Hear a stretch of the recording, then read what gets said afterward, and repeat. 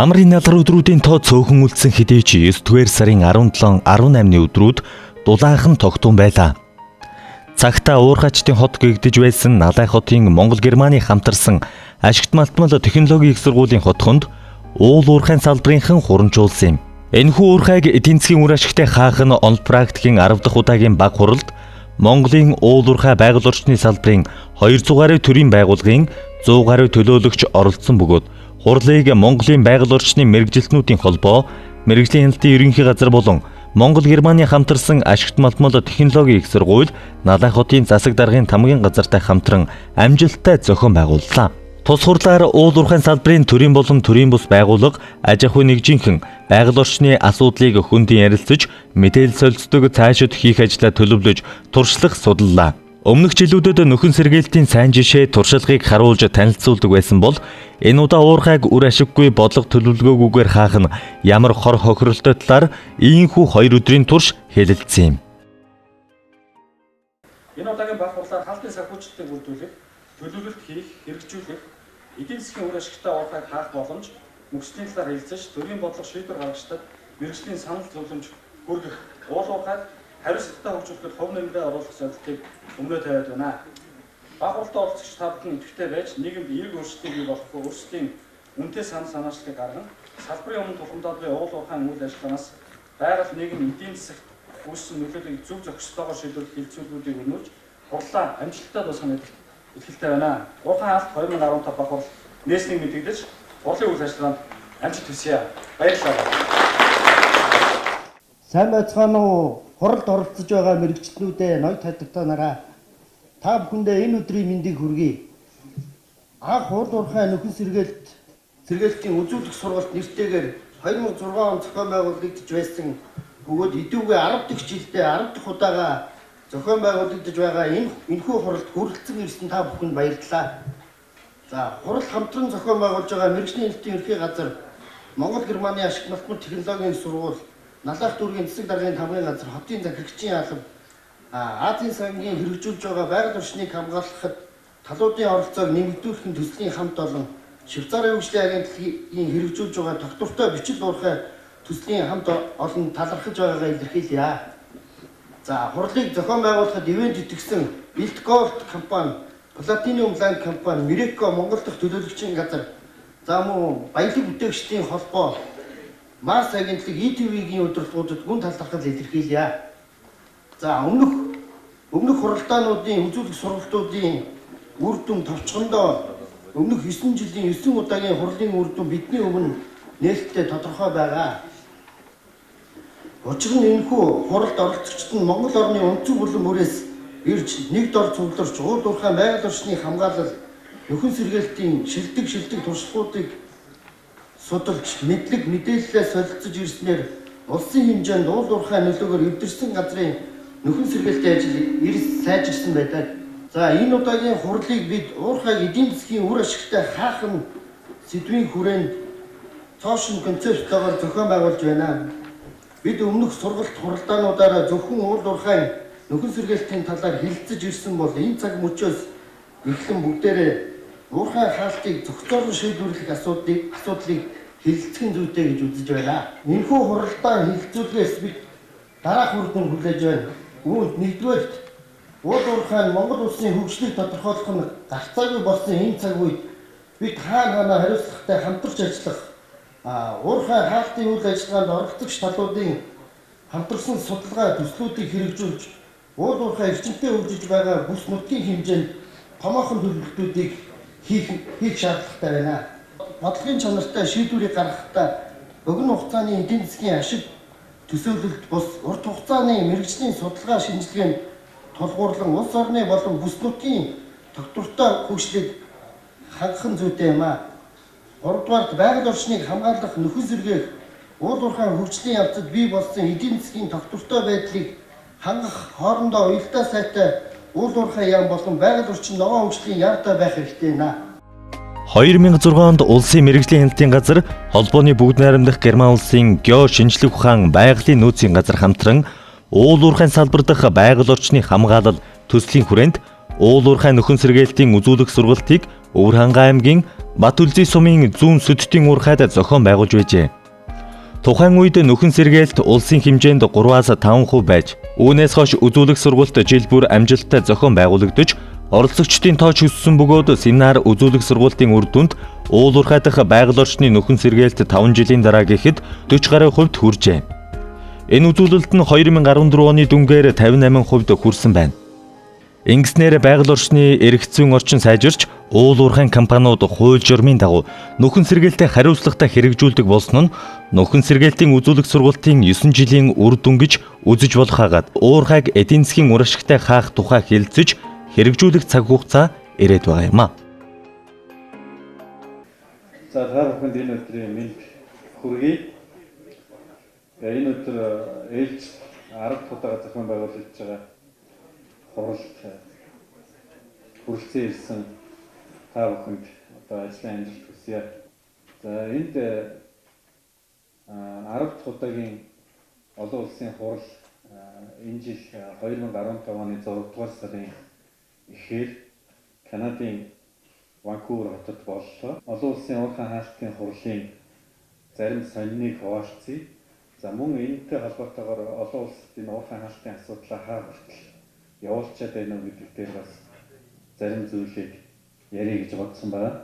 Энэ олон улсын хурал өөрөө 10 жилдээ болж байгаа учраас өөрсдөө бас дүгнсэн энэ их сонирхолтой байсан.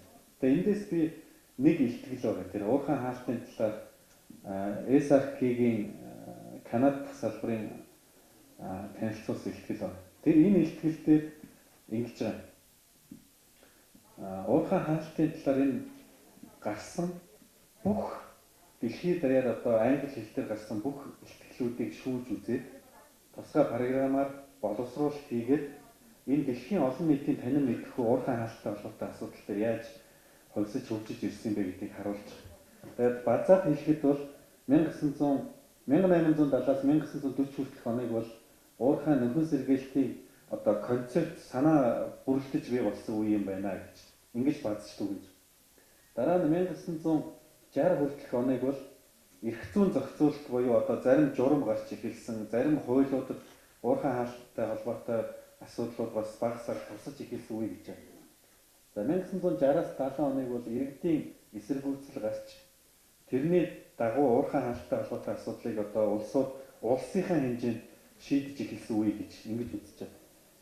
За сүүлийн үед ингээд уурхайн хаалттай холбоотой гарч байгаа илтгэлүүдэд анализ хийсэн байна.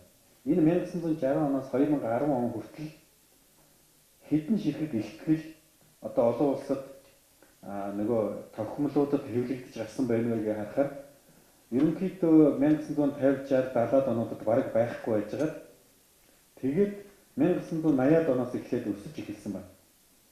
Одоо 2000-ад оны үед бол ер нь жилдээ нэг 200-аас 250 илтгэл энэ чиглэлээр гарч эхэлсэн. Тэгээ энэ юу хэлээд байна вэ гэвэл уурхайн хаалтын асуудал өөрөө олон улсын түвшинд шинэ асуудал.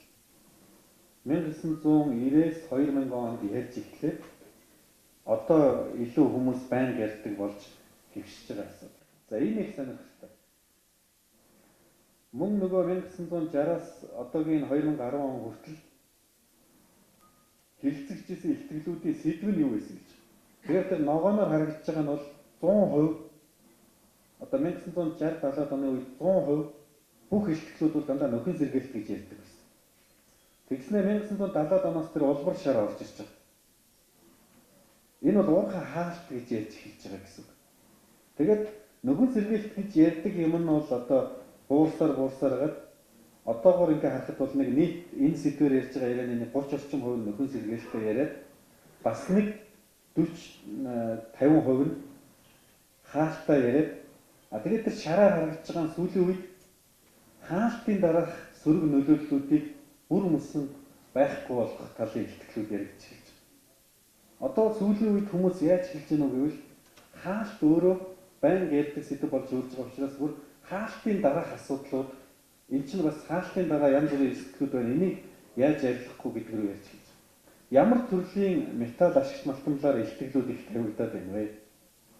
Төмрөөр, зисээр, хар дугалгаар за нөгөө хүнцэл буюу нөгөө ашигт малтамлыг дагаад хүчил үүсгдэг энэ юу байгаа тэр шар өнгөөр хортой элемент.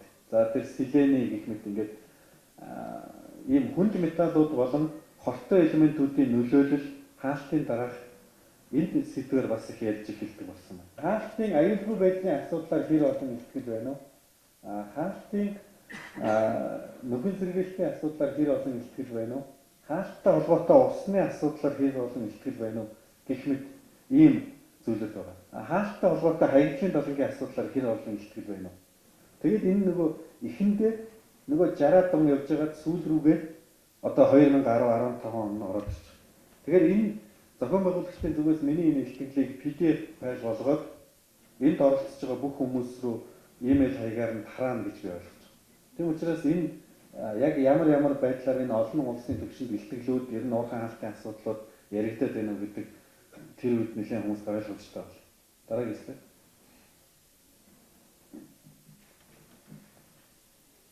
За энэ өөр илтгэл байна. Канадын NOAA гэдэг байгууллага байна. National Organization for Orphaned and Abandoned Mines Initiative билүү. National Orphaned and Abandoned Mines Initiative. Тэгээ энэ их сонирхолтой. Канада улсын хэмжээнд орхигдсон болон өнчирсэн уурхайн санаачлаг гэсэн нэртэй байгууллага. Бид нар бол хаалт хийгээгүй орхигдсон уурхай гэдэг ойлголттой. Канадууд энийг улам цааш нь давшруулаад орхигдсон уурхайгаа дотор нь хоёр ангилсан байна. Нэгдүгээр орхигдсон уурхай, хоёрдугаар өнчирсэн уурхай. Тэгээ энэ өнчирсэн гэдэг нь одоо эцэг их нь өнгөрөөд өнчирсэн хүүхдэрхүү төсөөлж явах шиг байна. Анх уурхайг ухчихсан компани одоо бүр уул мөргөө болцсон. 20-30 жилийн өмнө бүр тэр компани татан богдсон ч юм уу. Хинээс ч очиод хариуцлага нэхий гэхээр хариуцлагагүй болсон. Ийм уурхай. Тэгээд нөгөөх орхигдсон уурхай гэдэг нь бол ямар ч хэсэн орхигдсон боловч хөөцөлдөд явах юм бол компани нэгэн олдон буцаж чигтэж авчираад хаалт хийлгэж болохоор эсвэл одоо барьж аваачаад торны цаан суулгаж болохоор уурхайнуудаа бол тэр орхигдсон уурхайруу оруулаад тийм юмгүй болцсон нь бол өнчирсэн уурхайруу оруул. Тэгээд энэ байгууллага бол юу хийж байгаа гэхээр Канада улсын хэмжээнд өнчин болон орхигдсон уурхайнуудыг яах вэ гэдэг асуудлыг 5 шаттайгаар эцэст нь ингэ шийддэг. Эцсийн дүндээ бол тэр энэ 5 шатыг туулаад гарахад асуудал шийдэгддэг болсон гэдэг. Тэр нэг София Гарднер гэдэг нэг хатагтай байсан. Тэр хатагтай энэ байгууллагыг төлөөлж илтгэл байсан. Тэгэхээр энд бол яг хуу Канада улс тэр өнчин уурхайгаа яаж зохицуулах вэ гэдэг хуулийн зохицуултуудаа хийсэн тухай, орхигдсон уурхайг яах вэ гэдэг зохицуултаа хийсэн тухай, дараа нь тэрэнд яаж мөнгө хуваарлж хийсэн тухай асуудлууд байна. Бид өнөөдөр уурхайн хаалтыг хэрхэн хийх вэ гэдэг асуудлыг ярьж байгаа юм. Энэ нөхөн сэргээлтийн үзүүлэх сургууль өмнөх 9 жилд зөвхөн нөхөн сэргээлт ярьж байсан. Эндээс юу үүсэж юм гэхээр туйшрал үүсэж байна. Өөрөөр хэлбэл доор нь байгаа зүйлийг аваагүй бэжж нөхөн сэргээ гэдэг байцаагч нарын хэд хатуу шаардлага үүсэж байна. Энэ маань эргээд улс орны эдийн засагт сөргөөр нөлөөлж байна. Энэ маань эргээд аж ахуйн нэгжийн эдийн засгийн үржигтэй үйл ажиллагаанд сөргөөр нөлөөлөд байна. Энд сууж байгаа хүмүүсийн 50% нь байцаагч нар байгаа. Байцаагч нараа бид нар нөхөн сэргийлэх ёстой, үүрэгтэй, уул маань бүтэн байж, урамал маань өтгөн байж, ус маань цэнгэг байлгах үүрэгтэй бид нар Монгол улсын төрийн өмнө. Гэхдээ альва үйл ажиллагаанд үйлдвэрлэлийн процесс, технологийн процесс, бодлого гэж юм байдаг. Хэд туушралд сөрөг үр дагаврыг дагуулдаг. Тэгэхээр өнөөдөр бид нар 10 дахь жилдээ цоошин концепцийг гаргаж ирж байгаа юм. Энэ хурал уурхайн хаалтыг хэрхэн хийх вэ?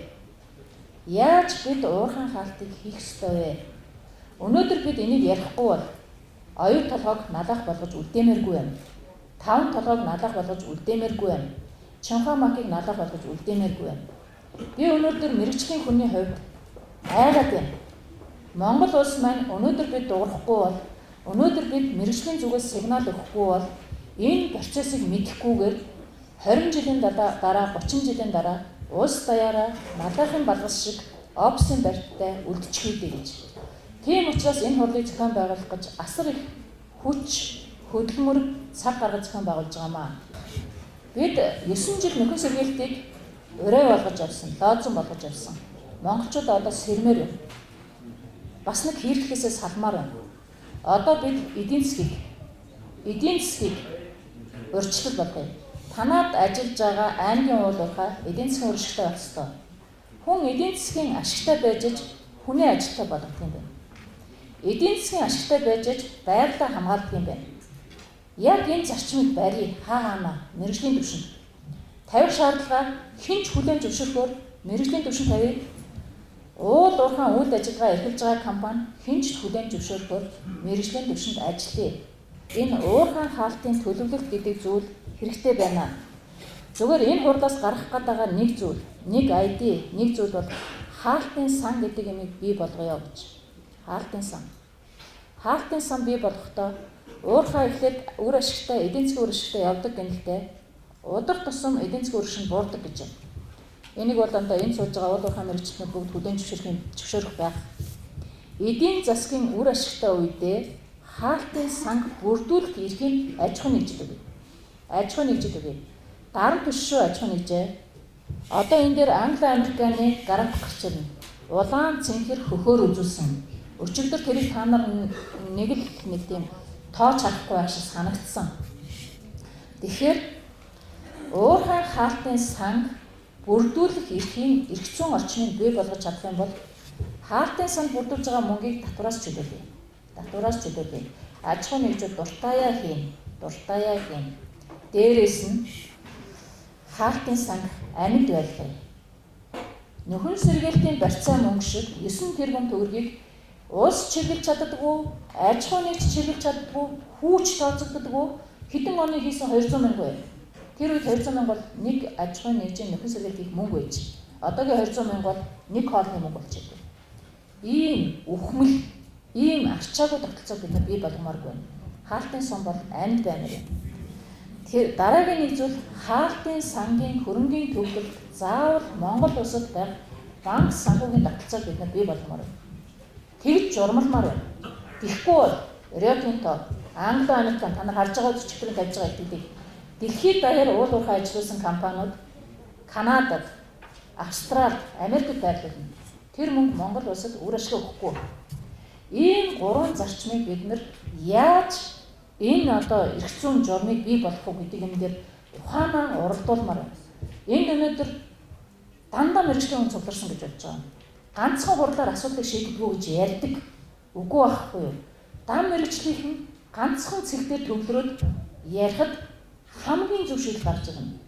Их хурлын 76-аас 1100 сая давсан шийдэл гарч ирнэ. Тэрийгээ бид санал болгоё их хурлд. Тэрийгээ бид төрийн захиргааны төв байгууллаас санал болгоё гэдэг үүднээс энэ хурлыг зохион байгуулж байна. Тэгэхээр энэ одоо хаалтын санг бий болгоё, амьд байлгая, Монголдо байлгая. Тэгээ энэ зөвхөн манай холбооны гаргаж байгаа санал. Тэрнээс цаашаа юу байхыг мэдэхгүй байна л да. Та нарын ярихад юу ч гарч иж магадгүй шүү дээ. Бидний бодоогүй, санаагүй, мэдээгүй ийм байх эрх зүйн тогтолцоо бий болгож чадж гэнэ үгүй юу гэж. Хэрвээ бид ийм байлгахгүй бол одоо миний дараа ихтгэлийн дараа Эрдэнэт орж ирнэ. Эрдэнэт хот Гокосо бүрэн хамааралтай шүү дээ. Тэрийг хэлж байгаа үстэй. Налах болгочмааргүй шүү дээ. За, хаалтын төлөвлөгөө, байгаль орчин нөлөөлөх байдлын үнэлгээ байна, газрын төлөв байдал чанарын хянан баталгаа байна, эрсдлийн үнэлгээ байна. Цаасаар бид аж ахуй нэгжийг дарамтламааргүй байна. Цаасаар. Үр ашиггүй цааснуудаар. Тэгэхээр уурхайн хаалтын төлөвлөгөө маань ямар нэгэн үр ашиггүй цаас болчих үү? Энэ дээр та нар одоо ажлын хэсэгт ороод ингээд хуралдахаараа ухаанаа бас уралдуулаач. Энэ удаагийн хуралдаанаар уул уурхайн салбар дахь байгаль орчны тулгамдсан асуудлын талаар харилцан санал солилцох, уурхайг эдийн засгийн үр ашигтай хаах эрх зүйн орчин бий болгох, уурхайн хаалтын үеийн эрсдлээс сэргийлэх, хаалтын сан, хаалтын журам, хаалтын даатгал, Налай хотын уурхайн өнөөгийн байдал гэсэн 30 гаруй сэдвээр илтгэл тавьж хэлэлцүүлэг өрнүүлж байсан нь голчлон уул уурхайн салбарын болон байгаль орчны чиглэлийн мэргэжилтэнгүүд хуран цугласны гол ач холбогдол нь байлаа. Уул уурхай ашиглалтын ялангуяа уул уурхайн асуудлууд одоо Монгол улсын хөгжлийн тэргүүлэх гэдэг нь бол хэд ойлгомжтой. Хүн бол одоо ярьдаг мэддэггүй ч одоо малчин тариачин хүртэл одоо мэддэг болоод байна шүү дээ. Тийм учраас яахад одоо манай улсын хувьд бол уурхайг бол одоо зөв ашигтай ашиглаж зөв гол төрөлд нь оруулах юм бол бид нар одоо Кувейт, Арабын одоо улсуудаас нэг дутхгүй амьдрах ийм л улс гэж би дотроо бодож явдгийг. За 90 онтой харьцуулахад жишээлбэл ганцхан жишээ ихэд алтны олборлт гэхэд 20 дахин нэмэгдсэн байна. Тэгээ эндээс харахад уурхай бол мэдээж одоо хичнээн одоо сая тоноор бол нэмэгдэж байгаа нь ойлгомжтой. Дэд үтсэн яамд байхад бид нар ч одоо жилдээ нэг 4-5 сая тонн нүүрс гаргах чинь чадaltaй байсан. Тэрний хордовчлсон цагийн илүүдлэр бол одоо бараг 10-20 сая тонн нүүрс гаргах ачих юм хүчин чадaltaй болчиход байна шүү дээ. Тийм учраас бид нар уурхай маш хүчтэй хөгжиж байгаа гэмиг хэлбэрээ гэж хэлхийг одоо хүсэж байна. За одоогийн байдлаар 82 төрлийн ашигт маллын 6000 орчим орд байгаа юм байна. За энийг бол мөнгөнд үгээр илэрхийлэх юм бол 1.5 тэрбум доллартай тэмцэх хэмжээний нөөц тогтоогод байгаа юм байна. За энэ салбарыг тэгээд зохистой хөгжүүлэх л одоо бидний юм бол одоо энд цугласан ярих асуудал нь энд л байна. За Монголын уурхай хувьд бол одоо нэгдсэн байгууллагын нарийн бичгийн даргуудаас дарга нарын газраас нэг боловсруулсан баримт бичиг байдаг. Хөгжлийн төлөв хөрөнгө оруулалт мөн одоо хөгжлийн төлөв хөрөнгө оруулалт мянган хөгжлийн сорилтууд бүр төлөвлөгөө баримттай дурдсан. За ингээд манай авны хувьд бол дээд бүтсэн нийт асуул хөгжчихсэн. За хүний нөөцийн хомсдолтой. Тэгээд улс орнуудын технологиг бол яг тэр хөгжил нь бидний мэрэгжлийн зүгээс одоо энэ нь үнэхээр одоо хай технологи, энэ нь одоо тийм гэдгийг бол мэдхгүй тухайн орны одоо тухайн байгууллагын ирж манай дэвтрүүлж байгаа технологиг бид нар нэг хэсэгтээ одоо шүтэж тэр одоо технологиор бол одоо бас газрын хэлээр үг оруулдаг ийм юм бол яваад нэлээд удаж байна. Гэхдээ энэ их хугацаанд бол бид нар бол аль болохоор дэвшил технологиг бол ирэл хайвал ирж манай одоо Монголын мэргэжилтэн таа бүхэн бол энэ дээр бол илүү их ажиллагаа гаргаж байгаа. Гэхдээ ер нь технологийн одоо муу технологи орж ирснээс сул хөгждөг, эдийн засгийн үр ашиггүй явагддаг. За тэгээд л одоо Монгол улсын хувьд бол нэлээд гашуун туршлагууд бол өнөөдрийн байдлаар бол гарч ирээд идэг. Юу гэвэл гадаадын хөрөнгө оруулагчдыг бид нар хэд их одоо дэмжиж явуулдаг. Яхахгүй өөрснөө хөрөнгө мөнгөгүй жаргал байхгүй. За тэгээд Казахстаныг одоо би буруу сонсоогүй. Казахстаны хувьд бол ер нь бол 49-өөс дээшийг бол гадны хөрөнгө оруулалтыг зөвшөөрдөг бол нэг тийм яриад л байгаа шүү дээ. Гэхдээ Казахстан бол дээр бол одоо тэр гадны хөрөнгө оруулалт маш хүчтэй оруулж ирдэг, маш сайн зохицуулалттай хуультай. Энэ үрээд бол сүүлийн үед бол одоо баг хятадын дараа хөгжиж байгаа маш их одоо хүчтэй хөгжиж байгаа орн бол бас Казахстан юм болов уу би ойлголт авсан байгаа. Буруу байж магадгүй. Тэгэхээр гадаадын шууд хөрөнгө оруулалтын өсөлт тэр технологиос одоо дамжуулан мөр хөөсөө илүү бидний хувьд бол одоо миний сайн хэлэх гэдэг нь оюуны хомсдол. За тэгээд нөгөө алдагдал, гадаад худалдааны алдагдлыг хүлээж байгаа. Баахан өмнөд ороод ирдэг нөгөө хөрөнгө мөнгөд нөгөө гадныхан ч өөрснөө л авна шүү дээ. Тэгэхээр энэ үзүүл орж ирж байгаа дүнгээр бол маш их мөнгө байгаад идэг. Монголд бол одоо наалдаж байгаа хөрөнгө нь бол хомсдолтой байна гэж үзэж байгаа. Тийм учраас бид нар энэ сөрөг байдлаар л хит одоо гадны хөрөнгийг одоо бас давмгайлж одоо шүтгэх нь буруу юм аа. Өөрсдийн үндэснийхээ одоо хөтөлбөр хүрээндээ бас энийг нэлээд нухацтай авч ингээ хэрэгжүүлэх. Ялангуяа их хурлаар бол одоо сайн гайхам их шүү. Маш одоо дадаастай та нарын гаргаж ирж байгаа ерөөсөө ингэж л ажиллая. Ер нь татврын бодлогын тэрийг би бодоод байт. Тэр хувийн байна уу, хувьсгалын байна уу нэг л одоо татврын бодлоготой явах юм бол бид нар бол одоо тэр одоо хувьчлсан нь бол өөрийнх нь дураар хямдхан өгч байдаг. Хямдхан татвар. Нөгөө улсын бол тодорхой хэмжээний бас нэг заахан дотор одоо татвар өгöd байдаг. Ийм байдал бол Монгол улс байж болсохгүй. Ерөөсөө нүүр хөтөлбөр, арт хөтөлбөр дээр нэг л одоо татвартай байна. Ялангуяа одоо төрийн оролцоог бол айлгахаар багасгах хэрэгтэй. Бид нар төр нөгөө одоо өхөж итгэсэн түүс компаниудаас татвараа зөв авч ирж байгаа. Гэсэн ийм юмыг бол миний хувьд бол одоо илүү их дэмжих юм аа. Манай сургууль маань ямар ч талаас сургуулийн нөхөр саяны асуудлуудыг тодорхой хэмжээгээр шийдэхийн тулд байгуулагдсан хоёр улсын засгийн газрын хоорондын хилцээгээр байгуулагдсан төрийн өмчтэй сургууль байгаа. Үндсэн зорилго юу вэ гэхээр Монгол оронд Германы боловсролын системийг нутагшуулах, инженерийн боловсролыг нутагшуулах ийм үндсэн зорилготой сургууль байгаа. 2013 онд засгийн газрын тогтоол гарсан 14 оны 9 сарын 1-нд хичээлээ эхэлсэн. Өнөөдөр та бүхэн харж байгаа хэр хурдтай манай сургууль хөгжиж байгаа. Цаана юу вэ гэхээр үнэхээр бас энийг явуулчих гэсэн хоёр улсын засгийн газрын хүч чармаалт энд ажиллаж байгаа улсуудын маань зориг ирмэлцэл дээр үндэслээд сургууль маань өдийн хэмжээнд хүрчээд байгаамаа гэдэг бас энэ даашгинд хэлье гэж бодож байна. Олон улсын стандартад нийцсэн инженерийн боловсролыг олгоод сурвалж судалгаагаараа Монголдо дэлгэрэнгүй бүс нутагтаа танигдсан инженерийн сургууль болон хөгжих зорилготой ийм том зорилготой хамт олон ажиллаж байгаамаа. Тэгээд доомтөр зорилгоуд гээд хэдэн зүйл тавьсан байгаа. Тэрэн дундаас хамгийн гол нэг л энэ бүхний цаана нэг л том философи байгаа. Тэр нь юу вэ гэхээр сургалт судалгаа эзэмшилгээ тийм ээ.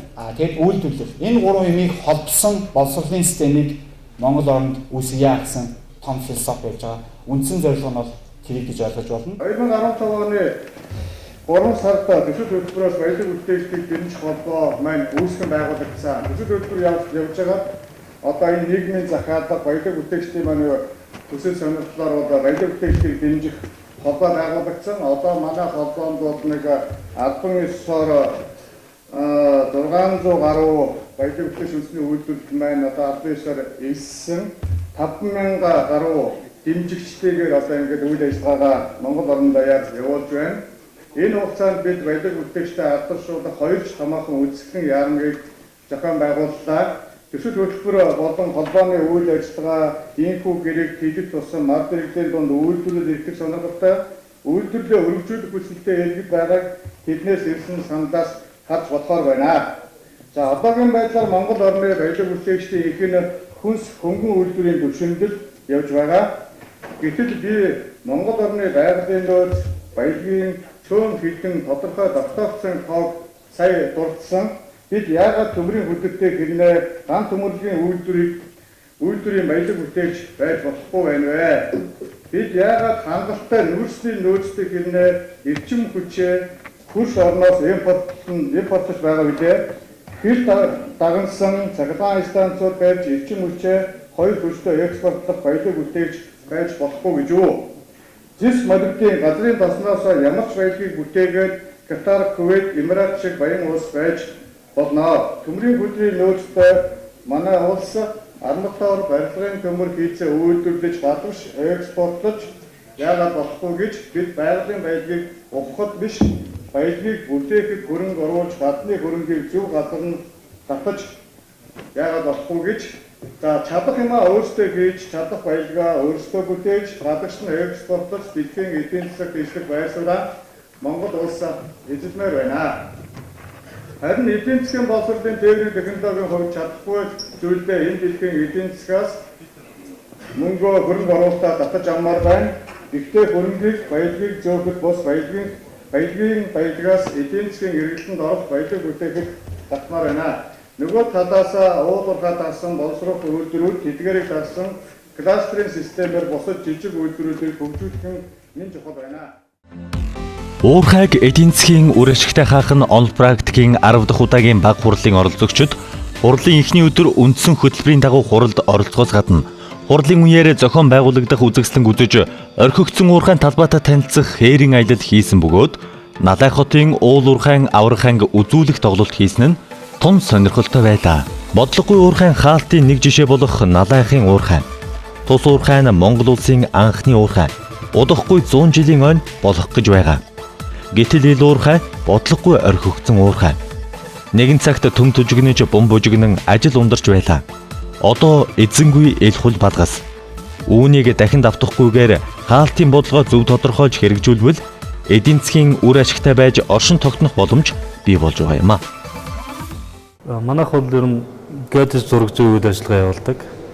Monmap гэж компани байгаа. Манайх геодез зураг зүйн үйлчилгээг уурхайн салбар дээр болохоор уурхайн өндөр наривчлалтай байр зүйн зураглал, тэрийг тэрийг болохоор 3 технологиор авч байна. Эхний технологи болохоор эдгээр маш өндөр наривчлалтай буюу 30 см хүртэл наривчлалтай сансрын зургаар ийм зурглах мөн энэ дээр RGS, GIS мэдээллийн сан үүсгэх. Тэгээ дараагийнх нь болохоор лазерны сканер буюу суурь сканераар бид нар уурхайн объем эзлэхүүнүүдийг тодорхойлох. Тэгээд мөн төр бүрийн барилга байгууламжууд, уурхай доторх барилга байгууламжуудыг 3 хэмжээс загвар үүсгэх. Ийм зургал хийдэг.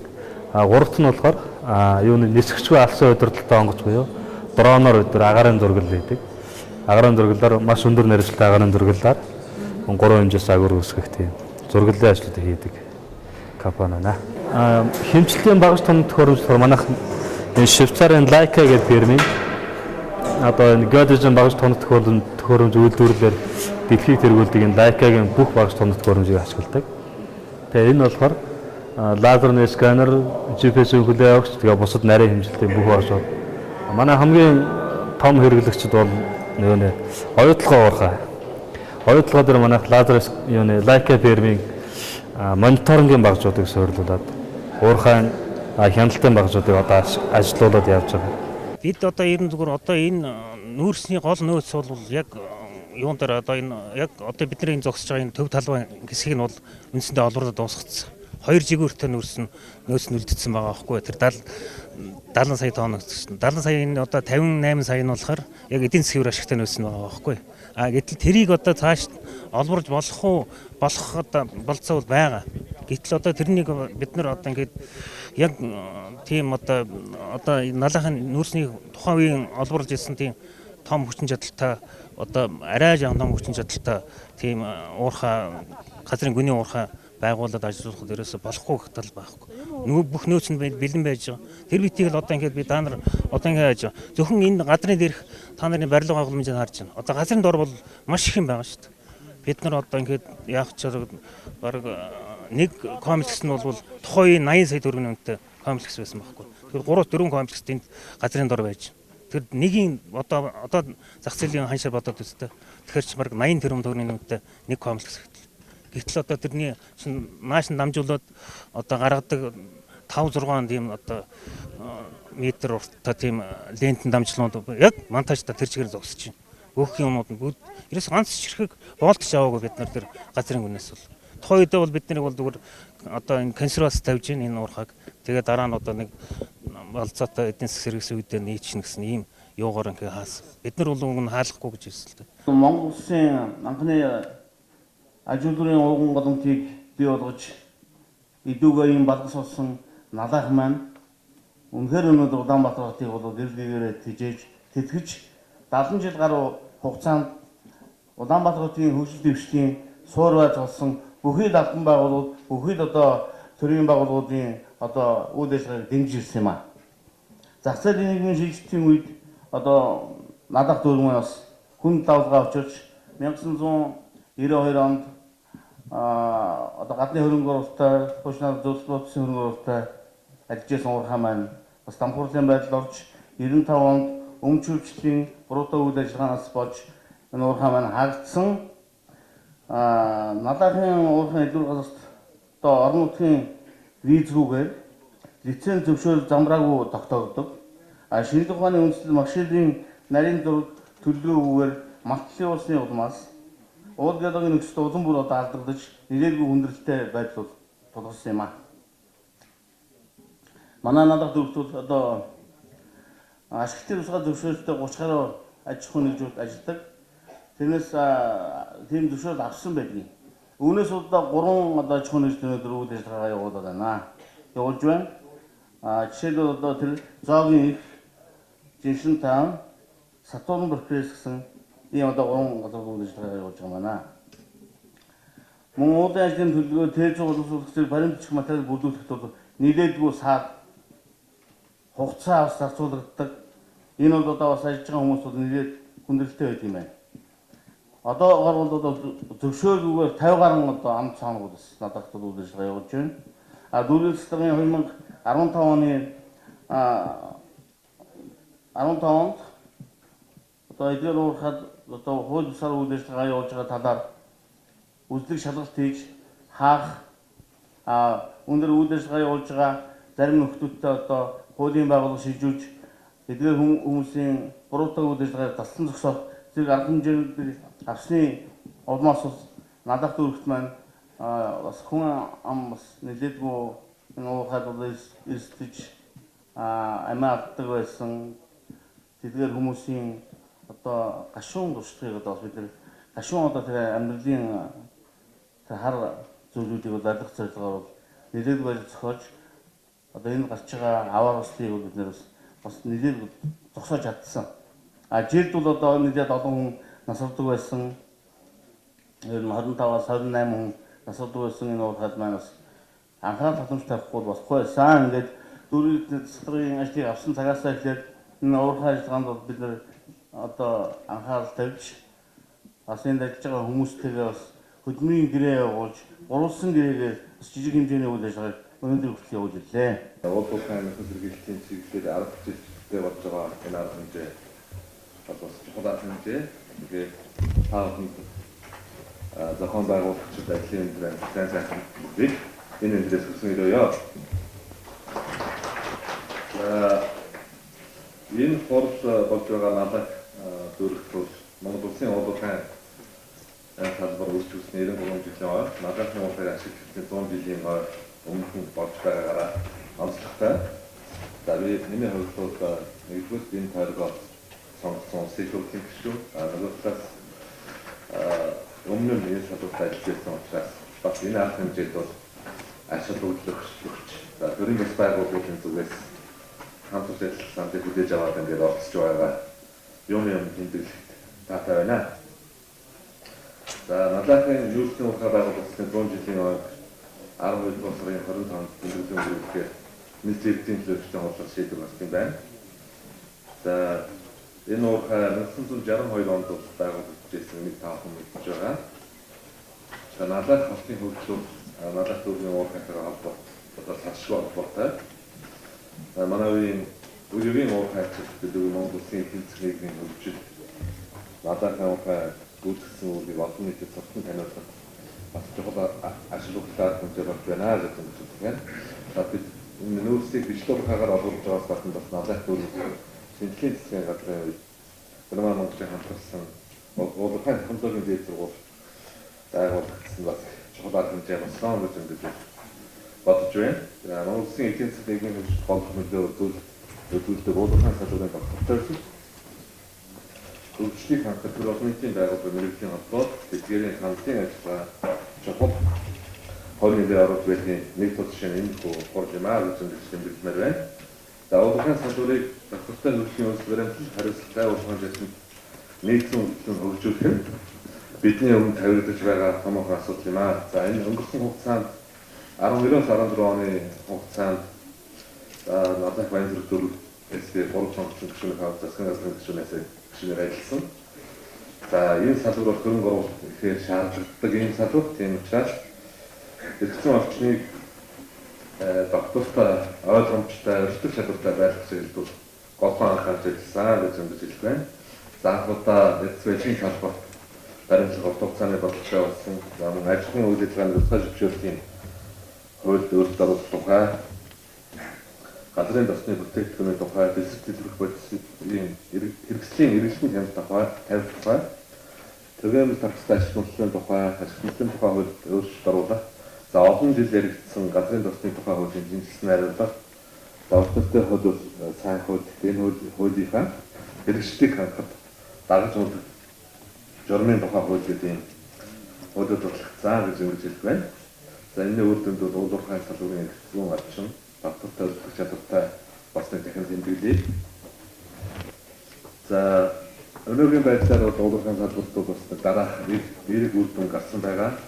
За газрын тосны бүтээгдэхүүний бол газрын түүхий тосны бирж юунаас тооцдог. За нөгөө талаас өөрийн экспортлж байгаа түүхий нийтийн хооронд бензин авдаг нэг орны нэг компаниас хараалт байдлыг өөрчилсөн. За мөн Японы үнийг бирж юунаас тооцдог болсноор өнгөрсөн хугацаанд 12 оны 11 сараас 14 оны 12 хугацаанд хэвийн үнийг дунджаар $250 буурсан. За энэ нь бол иргэдээс гарах зардлыг нэг хэн айдгүй багцсан байдлаар байгаа. 2013-аас 2015 онд Налайхын уурхай орчмын 6 га эвдэрсэн талбайд 55.6 сая төгрөгийн нөхөн сэргээлтийн ажил хийгдсэн байна. Одоо тус уурхайн хэмжээнд 180.3 га эвдэрсэн газрыг нөхөн сэргээх шаардлагатай байгаа гэжээ. Харин уурхайн нөөцийн хувьд Сүмбэр худаг хувьцаат компани Налайхын нүүрсний ордын баруун хэсэгт наривчилсан хайгуул хийж тогтоосноор 23.4 сая тонн нөөц байгаа гэжээ. Энэхүү нөөцөд тулгуурлан гүний уурхайг ашиглавал шинээр 400-аас 500 ажлын байр бий болох юм байна. Манайх Налайхын үндсэн уурхайн баруун хилтийг эзэмшдэг компани. Тэгээд бид яг зүгээр одоо энэ нийтлэл дээр Налайхын баруун хилтийн талаар, эдийн засгийн үр ашигын талаар товч мэдээллийг төлөөлөгчдөд хүргэе гэж бодсон. Одоо үндсэн бодлого бий бол хаагдчихсан, зүүн биед бас хаагдсан. Одоо баруун биед бол нэг ойролцоогоор эрс үеийн нүглээр батлуулсан нөөц нь 25 сая тонн нөөцтэй. Гэхдээ энэ нөөц цааш өснө нэмэгдэх боломжтой. Уурхайн биед бол өөрөө 8 олон үндсэн давхаргуудаас бүрддэг. Нэгээс ахуулаад доош 8 давхаргатай. Уурхайн гүн бол 150-аас 300 метрийн доор барьдаг. Нийлэн метаны хэлбэл ихтэй. Нийлэн сайн чанарын нүүр 6500 ккал нүүрс ухлаарэ хасар хэмжээний хөрөнгө оруулалтын зардлыг их шаардлагатай. Гэхдээ ер нь бол шулуун нүүрс дотроос их сайн чанарын нүүрс болоод. Гэхдээ бид нар энэ уурхай дээр нарийн төлөвлөлтийг авах нийтдээ уурхай цэвэр үйлдвэрлэлийн нөөц 21 сая тонн батлагдсан байна. За нүүрсний үүсгэж дэгдэмхий бодис энэ килкалорын үзүүлэлтүүдийн хоёр дахь хэсэгтэн дээр яаж байгаа дараач. Энэ одоо нөөцийн хэсэг бол байж нийтдээ 25.6 сая тонн нөөцтэй. Цэвэр үйлдвэрлэлийн нөөц бол 21 сая тонн. Бид нар Налайхын баруун биетийн үндсэн ордыг 10 жилийн хугацаанд жилийн сая тонны үйлдвэрлэлийн хүчин чадалтайгаар ашиглахаар болов төлөвлөж тооцоогнууд бүгд. Тэгээ энэ төслийг хийх нь бол бид нар Польш улсын уурхайн хүрээлэн хамар групптэй хамтраад энэ нэгэн техникийн наривчилсан энэ төслийг бол хийсэн. Одоогийн байдлаар Монгол улсад Налайх гүний үндсэн тийм нүүрсний ордууд ажиллахгүй байгаа болохоор энэ дээр бид нэгэн Польшуудаас туршлага суулж Польшуудтай хамтарч энэ төслийн ажлыг бол нэгэн наривчилж хийсэн байна. Түүнээс гадна Налайхын үндсэн орд ашиглалтанд орсон тохиолдолд нийгэмд гарах үр ашигын нөлөөлөл бол асар сайн байгаа. Одоо бол дандаа ийм жанраар орж уурхайг ажилуулдаг. Жилдээ бол ойролцоогоор 10-аас 20 орчим хүн үйлдвэрлэлийн янз бүрийн ослоор бол эндэгдэж нас ордог л та. Тэгэхээр энэ ослууд бол уурхай дээр 500 орчим ажлын байр бий болж нэмэлт одоо нийгмийн юунд одоо ахуй хангамж ариун цэврийн нийлүүлэх байдлаар нийлдэг дахиад нэмэлтээр бол 200 орчим ажлын байр бол шинээр бий болоход энэ төлөвлөгдсөн бол байж байгаа. Дараач. Энэ хуучин бол одоо уурхай дээр хуваарь нүүрсийн олборлж эрхэлж байгаа хүмүүсийн тоо одоо ч өдөр өнөөдөр та нарыг очоод үзэхэд уурхай дээр бол энэ хэвэндээ байж байгаа. Гэхдээ энэ хүмүүсийн олборлж байгаа хэмжээ бол манай мэдэгдэхгүй байгаа боловч цаагаар жилдээ бол 200-аас 300 мянган тонн нүүрс хулгай аргаар олборлоод энэний хөдөл амь насаа олдож байгаа хүмүүс асар их хэмжээтэй байгаа. Энэ налуу амыг ороход бол 2 шугамтай налуу ам орно. Нэг налуу шугамын уртын хэмжээ бол 3 км орчим байж байгаа. Бэхлэгээний ажлыг бол энэ олон улсын стандартын дагуугаар бетон төмөр буюу төмөр бэхлэг ганга хийгдсэн бэхлэгээ давхаргууд байж байгаа. Нийтдээ давхаргуудын тоо байдаг. Гэхдээ бидний энэ уурхайг аваад доор хүний хэмжлэг явж байгаа агааржуулалтын хамгийн орчин үеийн системтэй бүх юм конвейерийн шугамаар тэгээд лаалын олборлох системтэй мөрөгцөг гэдэг нь бол налуу өндөр үднийг бол асар сайн хамгаалагдсан ийм уурхай байгууллагаар төлөвлөж байгаа. Дараач юм. Тэгэхээр нийтдээ уурхайн хүнд ороод 60 орчим километр тийм одоо бэхлэгээний ажлууд хийгдэн. Нийтдээ уурхай руугаа 8 давхрыг аваад авсан тохиол. Уурхайг эдийн засгийн үр ашигтай хаахан чуулганд оролцогчид 2 өдрийн турш 30 гаруй илтгэлүүдийг сонссон.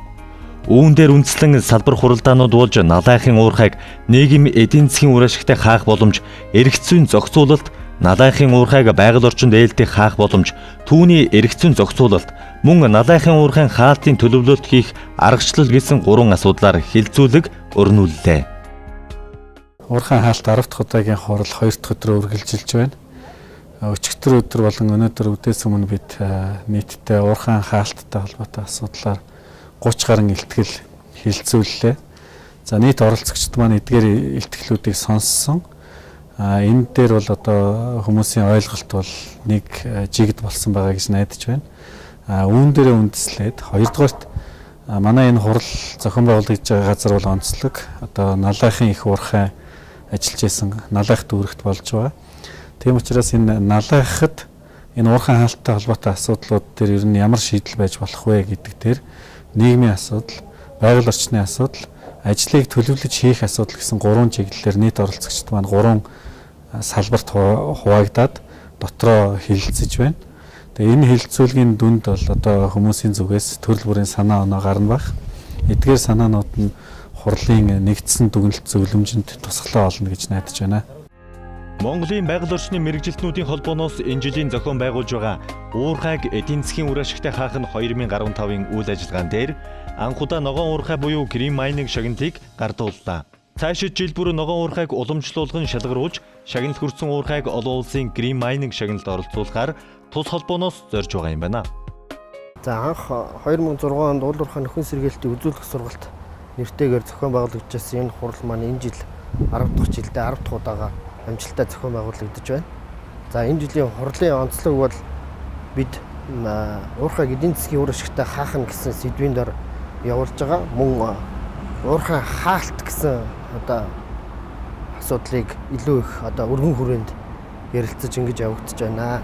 За манай хурлын бас нэг одоо шинэ бас нэг онцлог байгаа. Энэ маань бол бид энэ жил одоо улсын хэмжээнд Уурхайн компаниудын нөхөн сэргээлтийн ажлын чанар одоо хийсэн байдлыг үнэлж дүгнээд одоо ногоон уурхай буюу грин майнинг гэсэн одоо номинацаар Уурхайн компаниудыг шалгаруулах үйл ажиллагааг зохион байгуулж байна.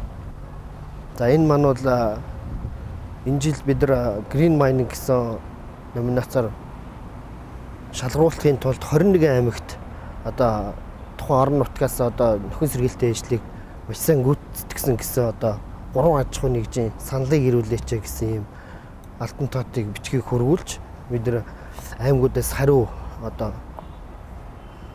тодорхойлт хариу санал болгосон аж ахуйн нэгжүүдийн тайлангуудыг хүлээж авсан байгаа. За гэвч энэ жил бол 21 аймагаас 9 аймагаас нь бидэнд хариу ирсэн.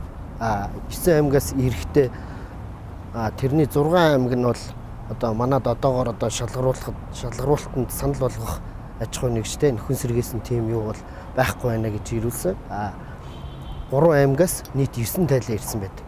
За энэ 9 тайлангийн хамгийн их нь буюу 7 тайлан нь Төв аймагаас ирүүлсэн. Төв аймагт одоо 7 аж ахуйн нэгж одоо нөхөн сэргээлтийг маш сайн хийсэн гэсэн юм санал ирсэн. Саналтайгаа хамт одоо тэдгэрийн нөхөн сэргээлтийн ажлынхын тайлангууд ирсэн байгаа. За тэгээ энэ тайлан дээр бол одоо манай хурлын зохион байгуулалтын баг комисс ажиллаад одоо комиссд одоо хийх юм байсан гэхээр мэргэжилтнүүдийн ерөнхий газар байгаль орчны ногоон хөгжлийн яам Монголын Байгаль орчны мэргэжилтнүүдийн холбоо гэсэн юм комисс ажиллаад тухайн тайлангуудаа танилцаж одоо энэ жилийн 3 одоо грин майнинг буюу ногоон уурхай гэсэн аж ахуйн нэгжийг шалгаруулсан байгаа. Тэгээд энэ жилийн ногоон уурхай грин майнинг гэсэн шалгаруулалтанд бол Төв аймгийн нутагт үйл ажиллагаа явуулж байгаа хариуцлагатайгаар нөхөн сэргээлтийг хийсэн одоо Илт Голд компани, Platinum Land компани, тэгээд Улс Замар гэсэн ийм 3 компанийг бол шалгаруулсан байгаа. Тэгээд энэ шалгаруулалт маань бол одоо эх жилүүдээс одоо илүү одоо шалгаруулалтанд илүү их одоо аж ахуйн нэгжүүд оролцсон гэж найдаж байна. За мөн энэ шалгаруулалтаа бид цааш нь одоо улам чанаржуулаад олон улсын хэмжээнд одоо нэр дэвшүүлэх ийм төлөвлөгөөтэй байгаа. Монголын Байгаль орчны мэргэжилтнүүдийн холбооноос зохион байгуулсан чуулганд Уурхайн салбарынхан нэгэн үзүр бодолтой байж, улс эх орондоо хариуцлагатай Уурхайг зогсоож, Уурхайн хаалтыг эдийн засгийн үр ашигтай хаах бодлогыг зөв зүйтэй хэрэгжүүлэхээр хуралдаж, тодорхой үр дүнд хүрлээ.